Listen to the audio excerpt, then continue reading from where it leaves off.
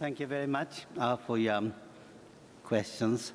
And first, I would like to address what happened, what impact Fukushima Daiichi accident gave to the world, and what happened afterwards.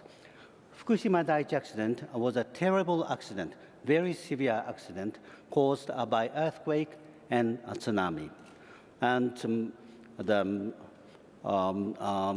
people around the Fukushima Daiichi had to evacuate, and the accident has not yet completely ended, even now. This accident gave very important influence to the world, and that is, in my view, the damage in the confidence in nuclear power. That was the accident in Japan, but everyone in the world are worrying about nuclear power. And social acceptance or confidence is the weakest point of the nuclear energy. Nevertheless, we have been closely watching the development after the accident, and what happened after Fukushima is quite different to what happened after Chernobyl. I'm not so sure if the division is so clear between the developed countries and developing countries. It is true that Germany decided to phase out from nuclear. Italy, Belgium, and Switzerland made some decision. But the other side of the story is that other countries, including developed countries like France, United Kingdom, Canada, United States, have not changed their position that much.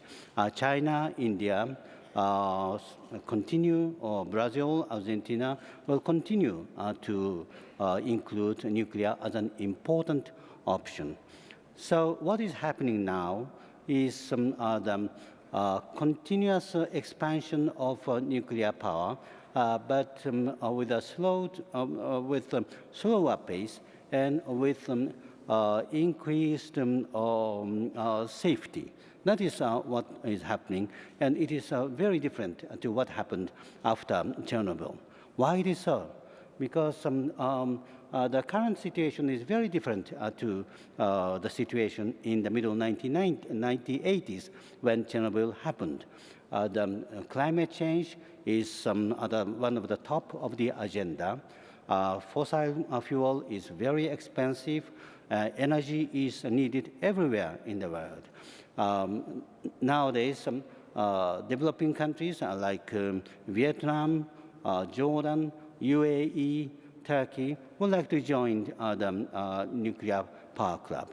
So, ironically, this different to the perception after the accident, nuclear renaissance has not ended but slowed down, and we still see the nuclear power as perceived as an important option for power.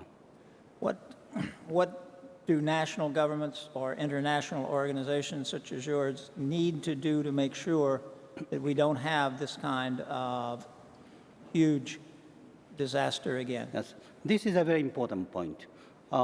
Different to nuclear non-proliferation, ensuring the highest level of nuclear safety is the responsibility of each country. And the role of the IAEA is to help them. But as I said, every country is varying, and international response is needed. Since the first day of the accident, IAEA wanted to be at the center of the international response, and I thought I should be at the front and take initiative. I went to Japan just after the accident. I visited the Fukushima Daiichi site. We have convened the ministerial meeting. We have adopted action plan, and now the priority is the implementation of action plan. It's not words, but actions that count.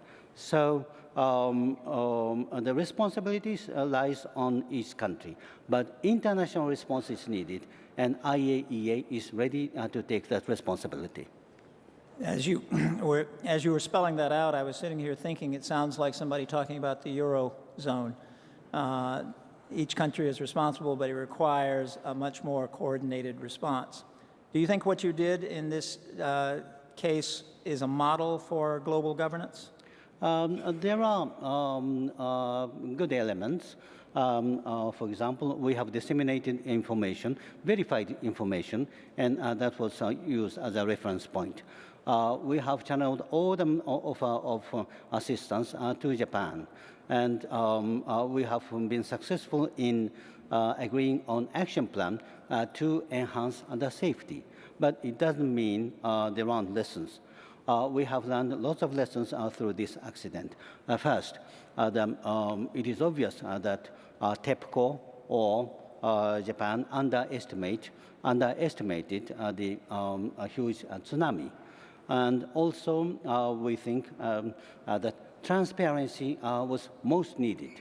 In order to, the area which was most damaged is the confidence. So in order to recover it, ensuring the highest level of transparency is needed. Also, we have to involve the wide range of stakeholders. It is not only the work of international organizations or countries, but there is, for example, Association of Operators, which is called World Nuclear Operators Association. And I have participated in the meeting of WANO, that is called WANO, and proposed concrete ideas to strengthen the cooperation. We need to have cooperation with more wider range of stakeholders. We need to ensure the highest level of transparency. We need to communicate in a much better way. These are the lessons that we have learned. There are positive elements, but there are a lot of lessons that we have learned, and we should learn